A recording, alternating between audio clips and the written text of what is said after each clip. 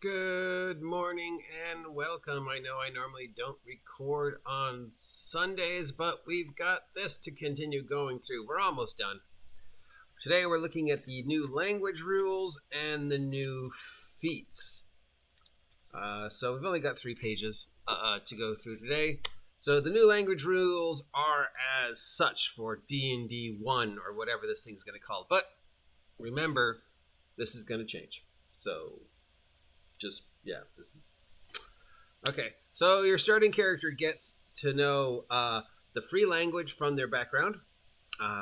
Apparently I made a mistake yesterday when I was talking about how primordial didn't make sense for sailors to know, but I guess primordial is now the language of elementals. So I guess the assumption is as a sailor you would meet water elementals, and therefore water elementals no longer have their own language. So it looks like the cat scratched my face.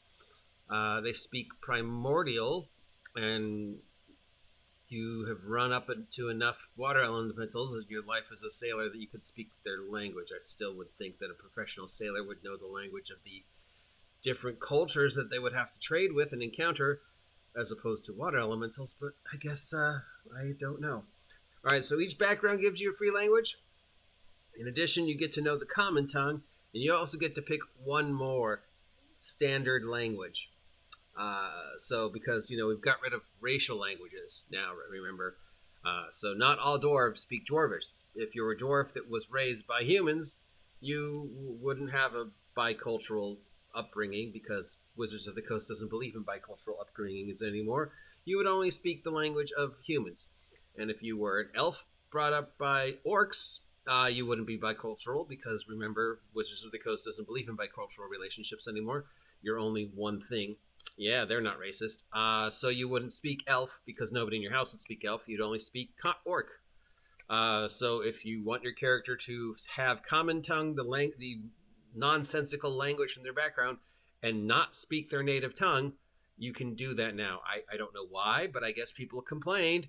I want my character to have been raised by humans, so they wouldn't have ever spoken elf, because they're an elf, but they were raised by humans, so why would they speak elf? That's racist. No, that's literally the opposite of racist, because bicultural families usually speak both languages. But I guess we don't believe in bicultural relationships anymore, because we're inclusive. All right. So the standard languages are common sign language, because I guess Drow sign language is gone now, so it's just common sign language.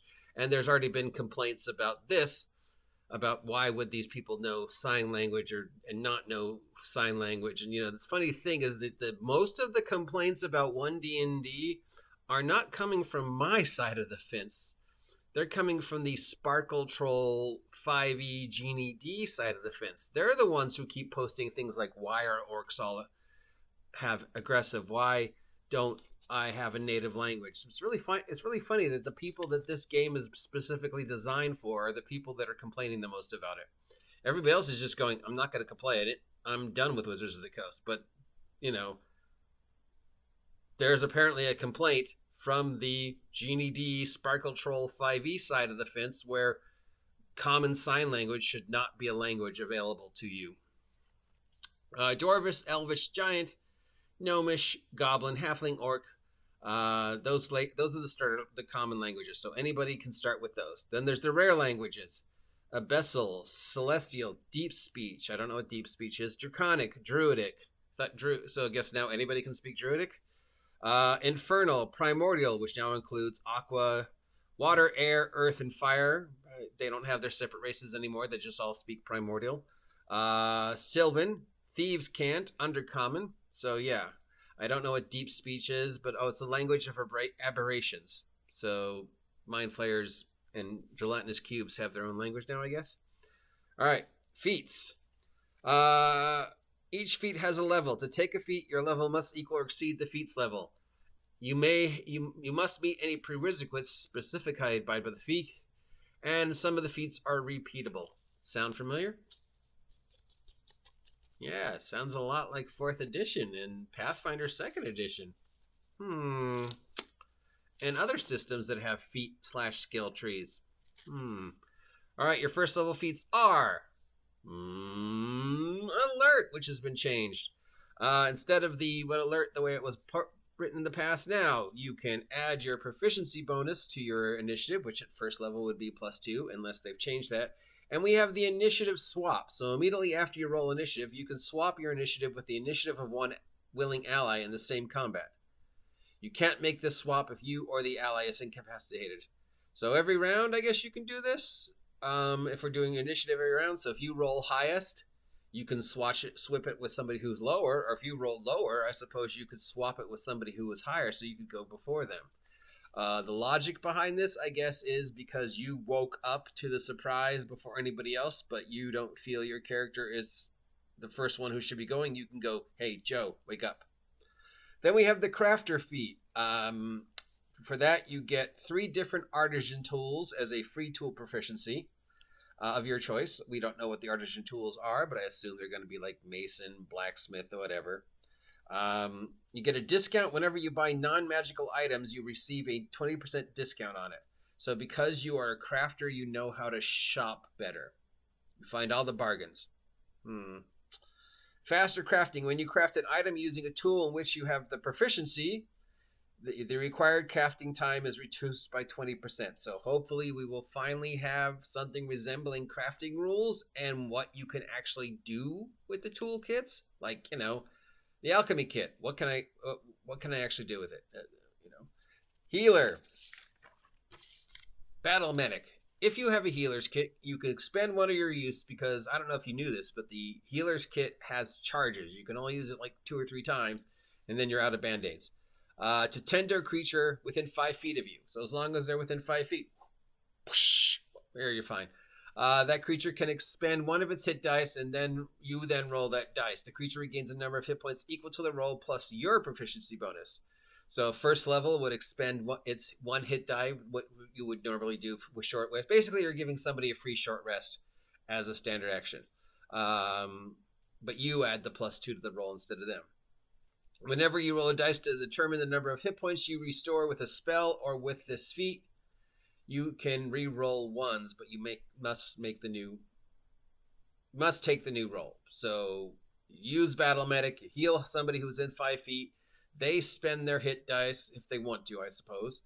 They get that D6 plus your proficiency bonus, and if you roll a 1, you get to re-roll it once per, I guess, person.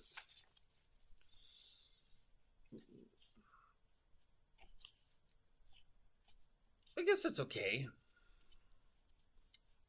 I'm not too bothered by that one.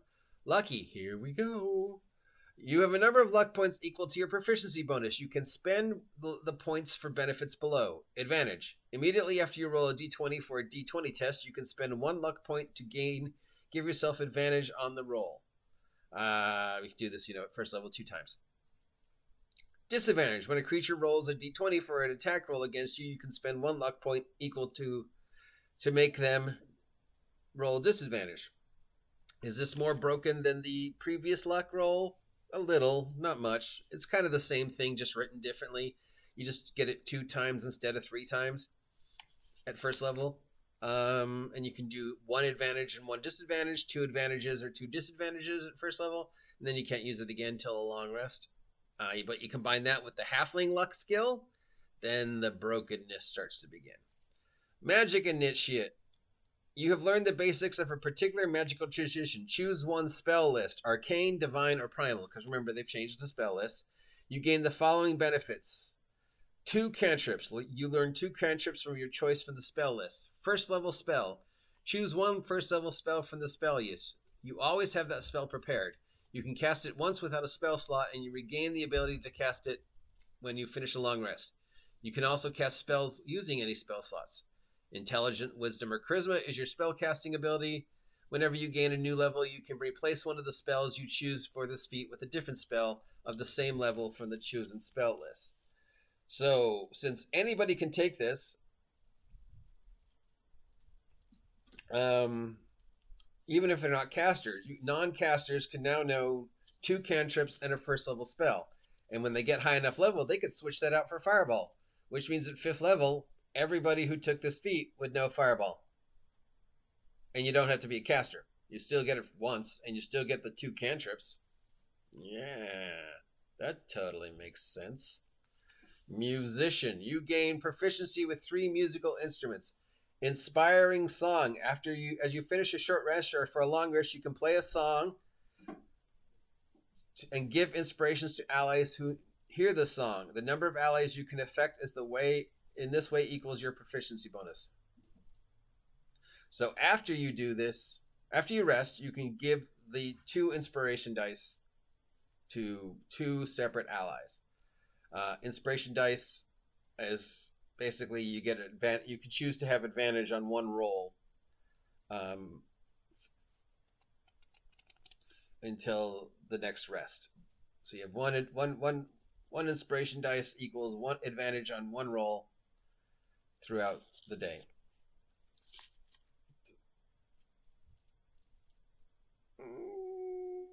Not as broken as Magic Initiator. Lucky.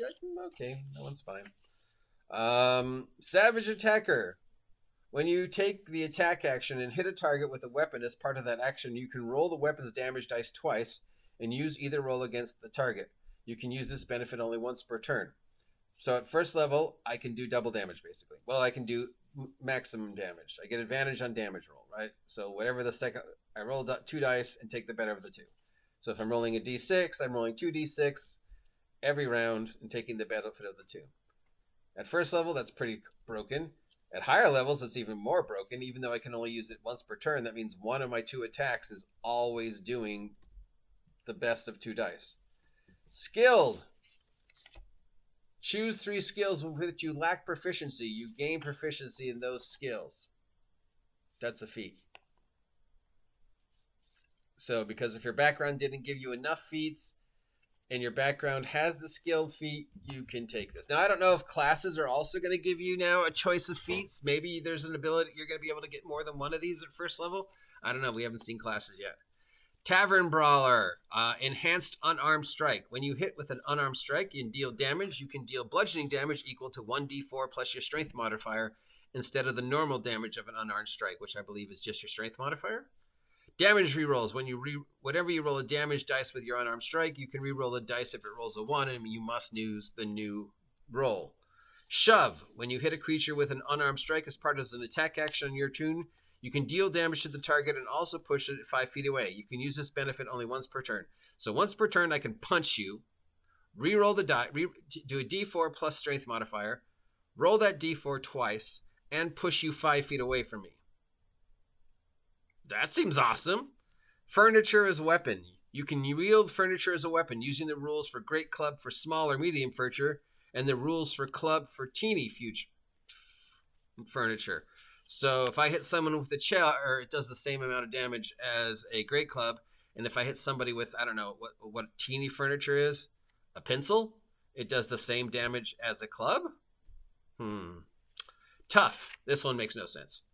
Your hit point maximum increases by an amount equal to twice your character's level. You don't get extra hit points for tough like you did in the past. Just the maximum amount of hit points you can have increases. So if you roll a d8 plus 4 at first level, that's 12 hit points at first level. But now you can have, 14? But I don't know how you get that extra. Now we know some spells used to give bonus hit dice, like Aid would give you a bonus hit dice of a d8. So let's say 3 points. And anytime you got struck, that damage would come off the bonus dice first and then your regular hit points. So if I cast 8 on you and I gave you 4 hit points and somebody hits you for 3 hit points, you take the 3 off of that 4 first, and then you still have 1 left from the bonus hit dice. But bonus hit dice aren't permanent. They go away. And they can exceed your maximum hit points, which I don't even really understand what that means, but apparently there's a limit to how many hit points you can get per level. What if I've got an 18 Constitution and I roll max? Does that exceed the hit point max? Is there now a rule that says I can't have that if I exceed the hit point maximum? Yeah, toughness should be what it was before. You get a few extra hit points every level. And that is it. Next we have The new rules, which we'll go over next time. All right, so I read it so you don't have to. What do we feel about the first level feats so far? Remember that these are all going to change probably after September when they do the first survey. Some of them seem ridiculous. Most of them seem pointless. A couple seem badly written, like toughness. A feat that gives you more skills, why not just give me more skills? And I don't know. I suppose it depends upon how many skills you get per class. If there's going to be free skills like there used to be in the past for classes. If you get more, like was a rogue still going to get 6? Is a warrior still going to get 2? Is a bard still going to get 4? Are those classes even still exist anymore? I don't know. So without anything else to go on, I really don't know. I don't agree that your background should give you a free feat at first level. In addition to the racial bonuses, especially if you're a halfling and you take urchin and get double luck, I could just have it built into each class how many feats they can take at first level. Obviously, I don't know. It depends. We have to see where this goes. Right now, I don't love it, but I don't hate it. Most of it just makes no sense.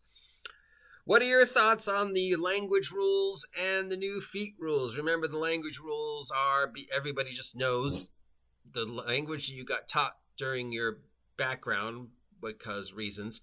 The common tongue, because everybody speaks the common tongue, and one other language. But it doesn't have to be the language of your race, because if you were an elf that was raised by humans, you wouldn't know Elvish, because bicultural relationships don't exist in Wizards of the Coast currently. Yeah. I'm the OG GM. If you appreciate this nonsense, let me know. If you don't appreciate this nonsense, let me know. We are joined again once again by Steve the Kitten. Steve the Kitten says, subscribe to my vlog. If you don't subscribe to my vlog, he'll be very upset. Till next time, have a great day.